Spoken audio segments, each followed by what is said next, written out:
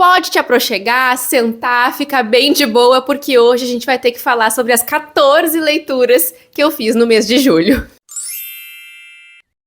Oiê, pessoal! Eu sou a Cata, esse aqui é o Crialité. E sim, gente, eu fiz 14 leituras num geral, tá? No mês de julho, entre livros, contos, novelas e HQs, enfim. Todos os livros que eu leio, né? Todas as histórias que eu leio entram nessa soma aí de 14 livros. E foi um mês que eu li muito, tá? Eu me dediquei bastante pra ler. E pra quem perdeu esse surto, tem vários vlogs aqui no canal que vão estar aqui na descrição do vídeo e no card pra quem quiser assistir, tá? Mas, gente, foi assim um mês meio atípico, bem à parte. Fazia muito tempo que eu não lia tanto. Eu fiquei bastante impressionada com isso, pra falar bem a verdade, mas ao mesmo tempo foi algo que eu fui atrás, né, e eu tentei ler bastante mesmo. Mas eu vou tentar aqui ser bem breve sobre as histórias, tá? Não falar tanto assim, porque afinal de contas já comentei muito sobre elas em vários vídeos aqui do canal. Tem um vídeo que eu fiz falando sobre a quantidade de páginas que eu li por dia, tá? E lá eu falei um pouco mais sobre as histórias também. Então, sem mais delongas, vamos começar falando aqui sobre Doce Calor, da Bolu Babalola, que foi a primeira leitura que eu concluí no mês. Deixa eu pegar o livro. Temos aqui então, gente, Doce Calor, de Bolu Babalola, como eu comentei, publicado pra nós pela editora Harlequin, tá? E traduzido por Gabriela Araújo. Esse aqui, gente, é a continuação de Pimenta e Mel, pra quem não sabe, que é um livro que eu amo, que eu adoro. E aqui nessa história, que é um romance de segunda chance, né? Pra ela acontecer, teve um rompimento entre o casal principal, que é a Kiki, e o Malakai. Dois personagens que eu amo, que eu adoro, que eu idolatro, assim, esse casal, eu achei eles maravilhosos. É só por causa deles que eu gosto do livro. É só por causa deles que a história é legal, sabe? Porque os plots ao redor ali, não sei se me chamaram tanta atenção, alguns sim, outros não, sabe? Mas eu acho que no geral, se fosse fazer uma sequência pra essa história, seria algo mais ou menos assim, ou simplesmente a vida deles muitos anos depois, que eu acho que eu até preferia ver, tá?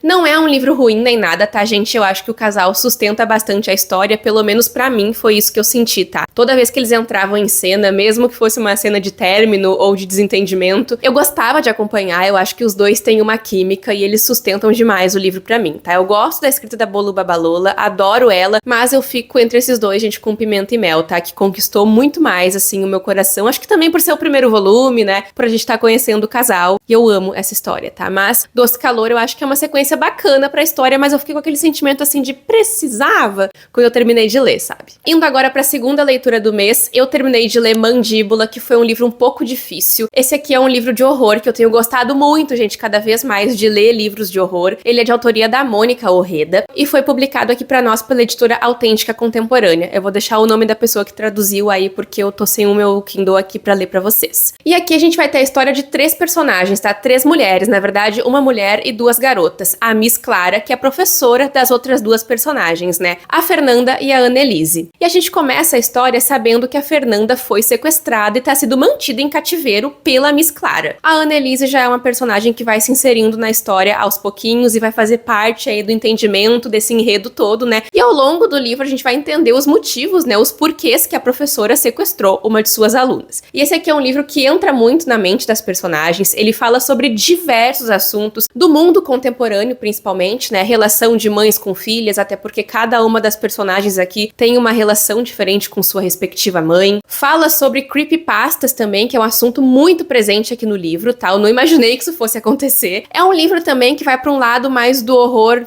cósmico, flerta bastante com isso também. Lovecraft, inclusive, é citado aqui na história e eu tenho pavor do Lovecraft, então assim... E é um livro que até uns 50% eu fiquei meio, será que vai rolar? Será que não vai? Depois eu consegui me habituar um pouco melhor à história, as coisas começaram a fazer um pouco mais de sentido, assim, também a relação das personagens e tudo que elas dizem, a forma como elas se comunicam, enfim, tudo vai fazendo sentido aos poucos, mas eu acho que demorou um pouco demais pra eu me habituar e isso prejudicou um pouco a minha experiência. Não desgosto do livro, nem um pouco, tá? Acho que é uma história muito interessante, muito perturbadoramente interessante e é um dos livros mais bizarrinhos que eu li nesse ano até agora. E já que a gente tá falando aqui de coisas bizarras e perturbadoras, eu acho muito estranho quem ainda não se inscreveu no canal.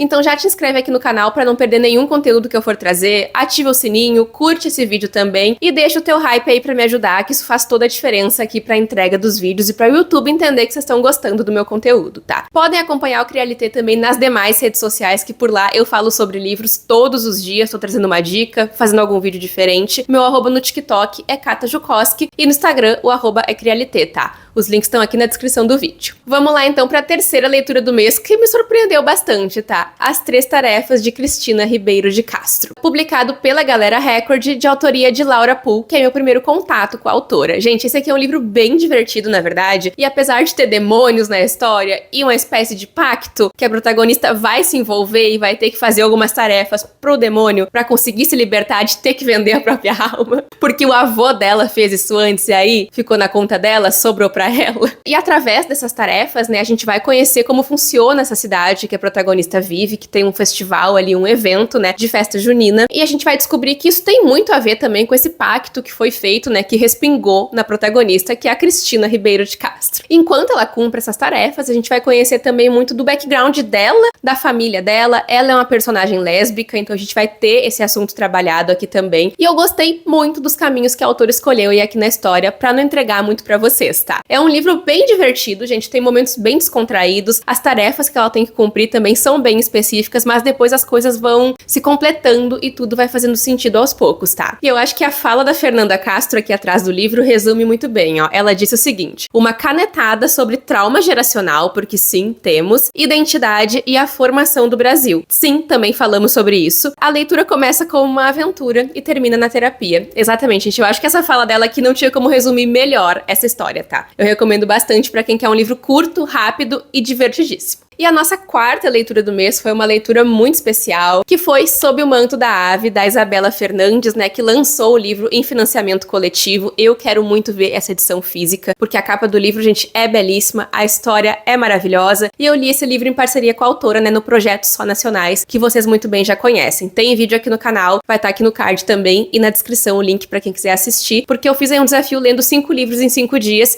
e esse foi o primeiro livro que eu terminei no desafio. E aqui a gente vai ter uma releitura sáfica de O Lago dos Cisnes, só pra começar, tá? A gente vai conhecer aqui a Ava, que é a rainha cisne, porque a mãe dela, na verdade, morreu, desapareceu. E muito resumidamente, tá? Ela vai acabar se envolvendo em um casamento arranjado, um casamento falso, porque os dois lados desse casamento, né, ela e o Ren, que também narra aqui a história pra gente, vão se beneficiar. A Ava, porque o Ren vai ajudar ela a procurar pela mãe, né? Não vai interferir no caminho dela também. E o Ren, porque ele precisa de um herdeiro, né? E o Lorde das Aves, que é o Lord Falconer, exigiu que ele tivesse um herdeiro. Então ele recorre a Ava, que é a amiga de infância dele. Eles já se conheciam, né? Porque seria um pouco mais estranho ainda chegar e fazer essa proposta pra uma pessoa totalmente desconhecida, pra uma ave totalmente desconhecida, porque afinal de contas aqui nós temos pessoas que se transformam em aves. E inclusive isso é muito legal. As descrições que a autora traz no livro, gente, são sensacionais. Eu acho que vale muito a pena conhecer a visão de fantasia que a Isabela tem, tá? Eu gosto muito de todos os livros dela, tô sempre indicando aqui pra vocês, além dos projetos que eu faço com ela, porque eu gosto realmente das leituras que ela faz. Ela é muito criativa, ela é muito inventiva, e apesar de se inspirar nos universos, ela extrapola, ela vai pra outros caminhos e traz muito da identidade dela. E aqui também, além de tudo, a gente vai ter uma terceira personagem que vai narrar o livro pra gente, que é a Emi, uma espiã corvo, que vai interferir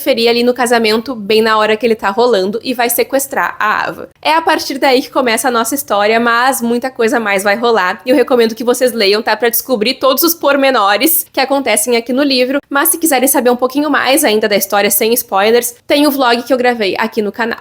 Continuando aqui, e a nossa filha não termina nunca, gente, eu li Se Não Podemos Viajar à Velocidade da Luz, publicado pela editora Aleph, de autoria de Kim Chae-Yop, com tradução de Juliane Ferreira da Silva Santos. E aqui a gente vai ter uma coletânea de contos de ficção científica que se passam no espaço, mas que na verdade falam muito sobre a solidão, sobre a perda, até mesmo sobre o luto, né? E sobre novas tecnologias. A autora conversa muito também sobre a atualidade, pensando no futuro, no espaço e na vida em outros planetas. Eu gostei muito desses contos, tá? Eu adorei, foi um dos destaques do meu mês. Esse foi um mês que eu li muita coisa boa e com certeza Se Não Podemos Viajar à Velocidade da Luz foi uma dessas coisas muito boas. Eu não vou comentar individualmente sobre os contos, porque senão esse vídeo vai demorar muito, mas lá no vlog anterior, lendo 5 livros em 5 dias, onde eu li, eu comento um pouquinho mais, falo um pouco ainda mais profundamente sobre a minha experiência, mas eu acho que a autora traz uma história tão bonita, tão melancólica, que é o que a ficção científica me transmite também, né? Essa reflexão, esse sentimento, e a autora faz isso de uma forma tão bonita, tão agradável, tão branda, assim, sabe? Ela joga algumas verdades na nossa cara de uma forma tão tranquila, tão, ai, calma, que a gente fica assim, ué, eu não acredito que ela disse isso mesmo. Eu gostei muito desse livro, gente, recomendo bastante a leitura também, principalmente para quem, assim como eu, adora ficção científica. Vamos firme agora para a próxima leitura, que foi uma HQ, gente, que se chama Blades of Furry, que eu recebi da plataforma 21, né? Blades of Furry, Fofúria no Gelo, tá? Que é o primeiro volume de uma série que foi publicada originalmente na Webtoon. E a gente tem aqui uma história escrita também por uma brasileira, por uma americana e uma brasileira que são casadas. A Emily Erdos e a Deia Queiroz. E a história foi traduzida por Guilherme Miranda. E aqui, simplesmente, a gente tem uma mistura inusitada de coisas que dá muito certo. A gente tem patinação no gelo, mas que não é só uma patinação no gelo artística. Tem a parte artística, mas também tem uma parte de luta, porque os oponentes eles se enfrentam em uma luta dançante muito bonita. E aqui o nosso protagonista, ele é um iniciante nas competições, ele tá começando ali agora o Emil, né? E de cara ele já vai ter que enfrentar o Mais, porque o oponente anterior dele acabou se lesionando, então ele vai ter que enfrentar na pista o Radu, que é simplesmente o vencedor,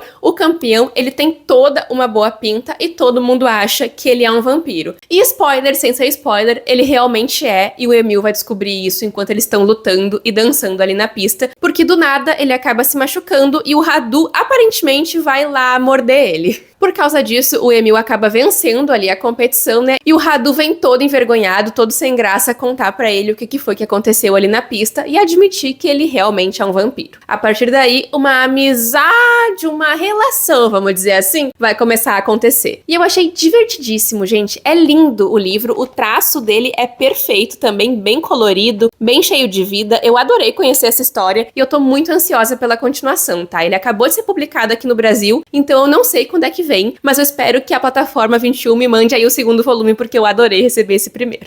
Aí, gente, eu ainda tava no desafio de ler 5 livros em 5 dias, e eu tava aqui, ó, procurando um livro e não achava, até que eu lembrei que eu queria muito ler O Risco, da série Mindfuck, né? Escrito por S.T. Abby. Que sim, gente, eu tô ciente, tô sabendo do que aconteceu com a autora, mas ao mesmo tempo eu acho que eu não sei o que aconteceu, porque essa história toda é muito confusa. A autora foi vítima de feminicídio, até onde eu sei. O que eu vi foi que o marido dela tirou a vida dela, mas eu vi muitas histórias mal contadas. Eu não sei qual é que é a verdade, e aparentemente as pessoas da família dela ou dele não estão deixando a informação sair, não estão contando, então é uma história mais ou menos mal contada. Eu não vou dar a informação concreta aqui pra vocês porque nem eu sei, tá? E pelo que eu pesquisei, é uma coisa que fica super em aberto e ninguém sabe ao certo o que aconteceu. Eu vi vários lados de uma mesma história que eu não quero ficar trazendo aqui, porque eu também não sei se é verdade ou não, tá, gente? Não quero ficar, assim, especulando de uma coisa séria que é o falecimento de uma pessoa, né, de uma autora. E até por conta disso que eu fui descobrir que a série ela é um pouco mais antiga, de 2016, por aí, e eu achava que era assim, gente, 2021, mas não. É uma série gigantesca, tá? A série Mindfuck tem uns 5 livros, mas os livros são curtíssimos, envolventes demais, e agora eu vou falar sobre minha experiência com o livro, porque eu adorei. A gente vai conhecer aqui na história a Lana Myers, tá? Que ela sofreu vários tipos de violência no passado, e agora ela está se vingando dessas pessoas, e basicamente ela se tornou uma serial killer. Mas ela faz o trabalho mais perfeito do mundo, ninguém nem desconfia que é uma mulher que está matando esses caras, tá? Que ela está matando nesse momento, mas a cereja do bolo aqui no livro é que ela vai acabar se envolvendo, né, com o Logan, que ele trabalha no FBI, e não só trabalha no FBI, ele está trabalhando no caso da Lana, sem saber que é ela. E o livro, além de ser muito curto, muito envolvente e bem divertido de ler, ele acaba, é claro, com uma cena que faz a gente querer ler o próximo na mesma hora. E eu só me segurei pra ler porque eu tinha mais coisas pra ler e ainda não peguei o segundo volume, mas logo em seguida eu já quero começar. E agora em setembro eu quero fazer um vídeo continuando séries de livros, então com certeza Mindfuck vai estar lá, porque eu adorei e eu tô me segurando até hoje pra não ler o segundo volume. Em julho também, gente, foi o mês de conhecer finalmente 15 Dias, que eu até já vi o filme, adorei tanto quanto o livro, tá? Aqui o Vitor Martins, que é o autor, gente, ele faz uma história tão gostosa, tão bonitinha, tão divertida, é nostálgica pra mim, que sou mais velha já, ele traz um frescor, sabe? Ele traz uma vida pra gente, eu saí tão feliz dessa história, porque aqui a gente vai conhecer o Caio, que é um garoto gay e gordo, né? Ele sofre muito bullying na escola e esse é um ponto muito importante aqui da narrativa, e nesse momento que o livro começa, ele tá super feliz porque ele vai entrar de férias e vai poder ficar longe daquele inferno, né, que é a escola, onde ele é muito maltratado, gente, assim, ó, realmente muito maltratado pelos colegas. Só que o que ele não tá sabendo é que a mãe dele, que é uma diva, eles se dão muito bem, é muito legal as cenas deles, deixou que o vizinho de apartamento ali, o Caio, que é o padrãozinho, o bonitão, parece que é vocalista de uma boy band, passar 15 dias na casa deles. E o Caio e o Felipe eram amigos na infância, mas o Felipe acabou parando de frequentar a piscina porque ele não conseguia se sentir confortável lá, em ter que tirar a roupa ali, ficar sem camisa. Então eles se afastaram e o Caio sequer dá oi pra ele no elevador, tá? Mas agora eles vão ter que ser obrigados a enfrentar ali um ao outro e a enfrentar os próprios sentimentos também. Eu adorei esse livro, eu recomendo pra todo mundo ler essa história. Um dia eu postei um vídeo dele no meu TikTok, falei que eu li na hora certa e uma pessoa falou assim, não tem hora errada pra ler esse livro. Eu falei, é verdade. Eu acho que não tem hora errada pra ler 15 dias, gente. Leiam, é um livro tão delicinha, é um livro tão divertido, ele aquece o coração da gente. E o Felipe, ele é um alto astral, gente, ele é divertido também, ele é engraçado. E o autor, que é o Victor Martins, ele traz muita identidade pros personagens dele. Eu gosto de todos os livros que eu já li dele, acho que li todos agora. Faltava ler só 15 dias, então eu recomendo demais, tá, gente? E o livro é publicado aqui pra nós pela editora Out, que me mandou, tá? Eu fiquei muito feliz de receber, porque eu tava afinzaça de ler essa história. E outro livro que eu recebi também, mas dessa vez foi da editora seguinte, foi o último volume, né, gente? Esse calhamação aqui de Heartstopper. Esse aqui é o volume 6 e se chama Para Sempre, né? Onde a gente termina aqui a história. Termina não, né?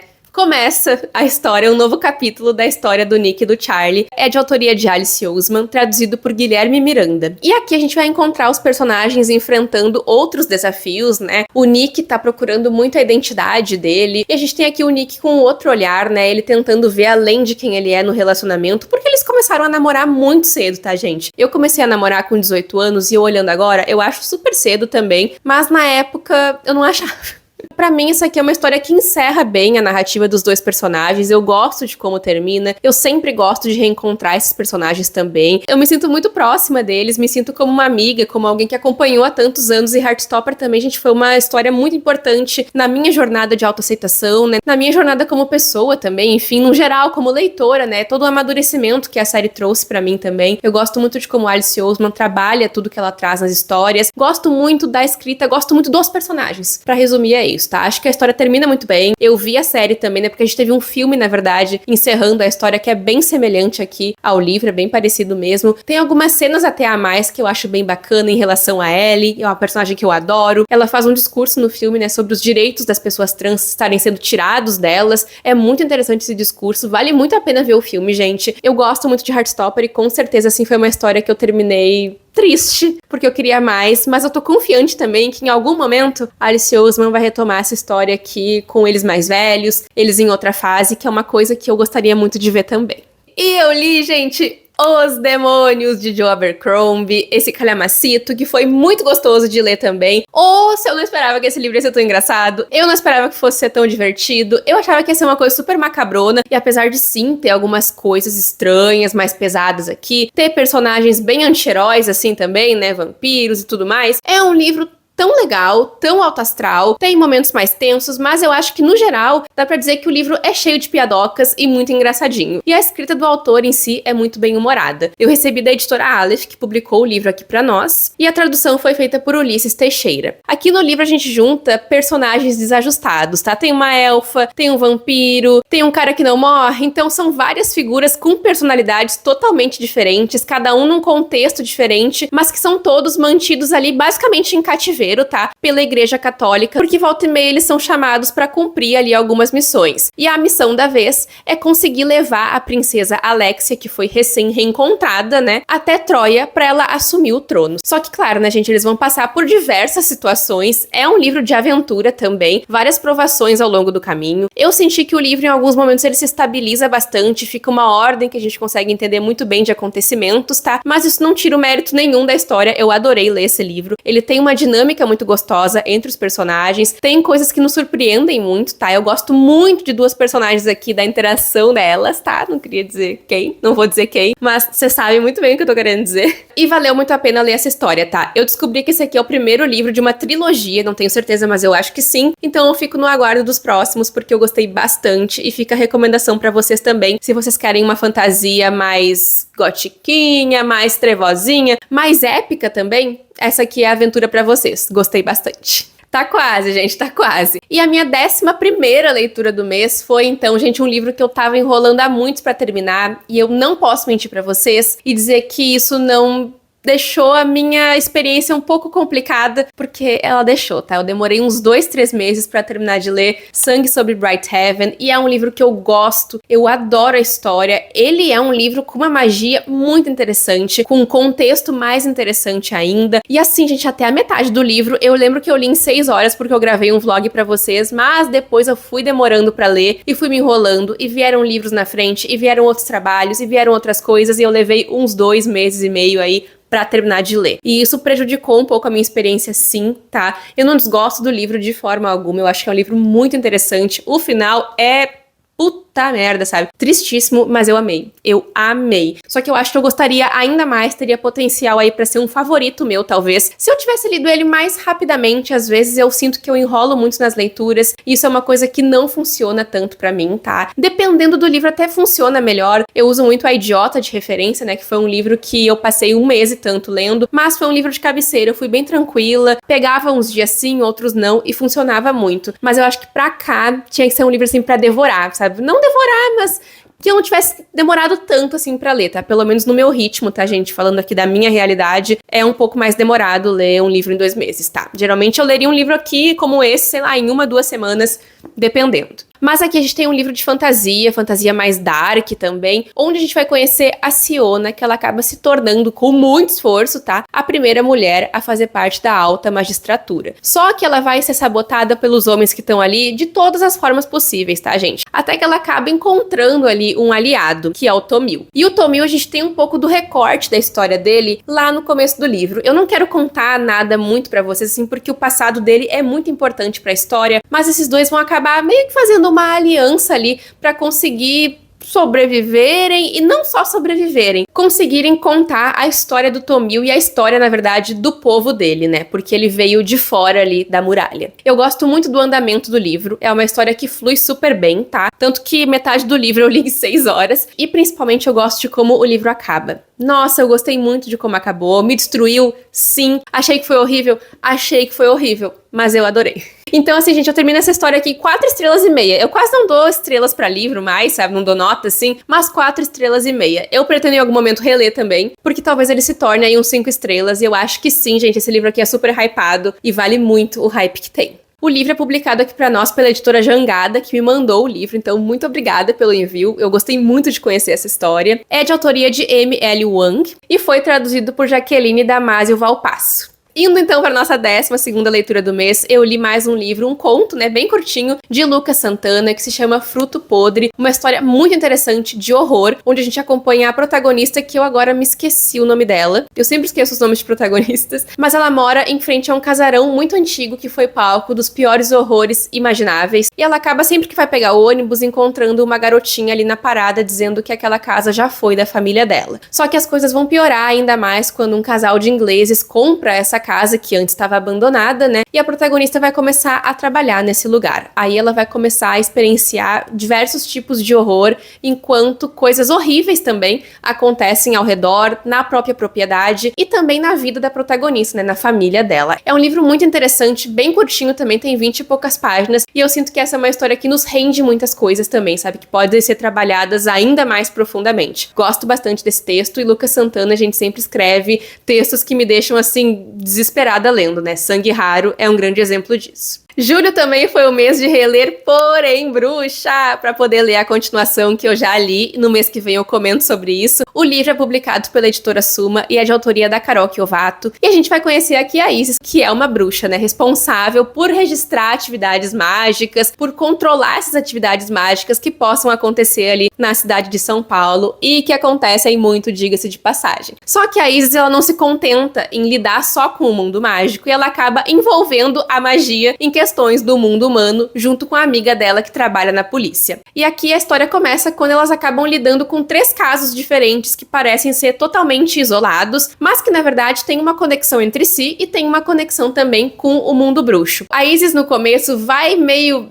com o pé atrás, porque ela sabe que toda vez que ela se envolve em algum caso que ela não deveria, o corregedor aparece na casa dela e é o Victor, nosso querido Victor. Eu amo esses dois, tá? Gosto muito da história, gosto muito da escrita da Carol. Eu acho que ela deixa extremamente claro os posicionamentos da personagem, os posicionamentos dela aqui no livro, sabe? Esse aqui é um livro que fala muito sobre a intolerância contra religiões de matriz africana, fala muito sobre as violências contra a comunidade LGBT+, também, e é um livro muito interessante, é um livro muito bem construído, que não dá ponto sem nó. Dá gosto de ler uma história assim, e é uma fantasia urbana, gente, deliciosa, tá? Eu sempre recomendo muito pra vocês. Essa aqui, na verdade, foi uma releitura pra eu poder lembrar um pouco a história, pra poder continuar, e esse aqui já era um livro favorito. E agora eu tive a confirmação de que ele continua sendo, tá? Adorei. E eu posso pesar o clima aqui, finalizando a 14ª leitura do mês, com um livro que eu detestei, que foi Heart Song, gente, o terceiro volume, né, de Green Creek, que é de autoria do TJ Klune, tá? Publicado pela Morro Branco, com tradução de Natália Marques. Aqui nessa série, gente, cada um dos volumes, né, esse aqui é o terceiro, conta a história de um casal, de um personagem diferente, né? E aqui a gente tem a história do Rob Fontaine, que fazia parte ali dos Bennett, do clã dos Bennett, que é uma história com lobisomens, tá? É importante falar isso também, caso não tenha ficado claro aqui na capa. Mas a gente tem magos, enfim, outros personagens fantásticos na história também, né? Só que aqui o Rob, ele tá em um outro lugar, em um outro ambiente, sendo manipulado, porque na verdade ele perdeu a memória. E em determinado momento, quando os Bennett começam a aparecer, né, eles vão se reconectando, ele vai se reconectando ali também com outras pessoas, só que eu não gostei de como os Bennett foram retratados aqui, eu achei eles um pouco diferentes, não sei se é porque faz muito tempo que eu li os primeiros livros e eu esqueci, mas eu achei tudo muito fora do tom. Ai, gente, não sei explicar, eu achei tão estranho, foi tão desconfortável, eu me colocando no lugar do personagem, eu teria chorado, eu teria ficado apavorada com tudo que tava acontecendo ali comigo, e eu acho que em relação aos dois primeiros, esse aqui foi o que eu menos gostei, tá? Eu tenho as minhas ressalvas sempre com alguns dos livros, eu acho que o segundo foi o que eu mais gostei, o primeiro eu tenho algumas ressalvas ali com a diferença de idade, mas é porque eu também não tô tão acostumada a ler livros assim, e nem sei se quero me acostumar, tá? Mas eu acho que esse aqui deixou a desejar muito, e eu sentia que o livro não avançava, e eu fui ficando incomodada e triste pelo protagonista, e revoltada com a família Bennett também em alguns momentos, então não foi uma experiência tão bacana, eu esperava que eu fosse gostar mais, eu até achei que eu teria algumas ressalvas, mas eu achei que ia ser mais ou menos como nos outros livros, né? São coisas que eu pontuo, mas não a ponto de me deixar desanimada pra continuar, assim. Eu sempre terminava o livro pensando, putz,